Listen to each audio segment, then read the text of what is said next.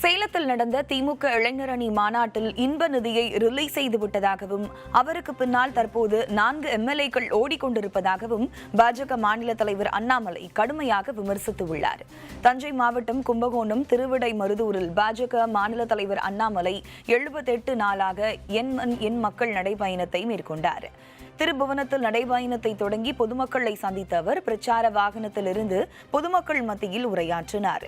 அதில் தமிழகத்தில் குடும்ப ஆட்சி நடைபெறுவதாகவும் ஆட்டு பிரியாணியோடு திமுக இளைஞர் எழுச்சி மாநாடு நடந்து முடிந்திருக்கிறது என்றும் அடுத்தடுத்து விமர்சனங்களை முன்வைத்து பேசினார். தங்கச்சி கொடியேற்ற, அண்ணன் மேடையில் அமர, அண்ணன் மகன் நிகழ்ச்சியை நடத்த மேடையில் இருக்கக்கூடிய ஒரு தலைவனும் அவன் குழந்தை எப்படி தலைவனாக என்று யோசித்துக் கொண்டிருக்க பிரியாணியோடு அந்த மாநாடு இனிமே நடந்து முடிந்தது என்று சொன்னேன். கலைஞர் கருணாநிதி அவர்களை பார்த்து விட்டோம், மு.க. ஸ்டாலின் அவர்களை பார்த்து விட்டோம், உதயநிதி ஸ்டாலின் அவர்களை பார்த்து விட்டோம். இன்ப நிதியை எப்படியா ரிலீஸ் பண்றீங்கன்னா நேற்று அந்த மாநாட்டை ரிலீஸ் பண்ணிட்டாங்க.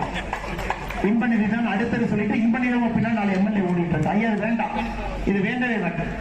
குடும்ப ஆட்சி என்பது கரையானை போன்றது ஐயா. கொஞ்சம் கொஞ்சமாக நாட்டினுடைய சொத்தை அழித்துக் கொண்டிருக்கின்றார்.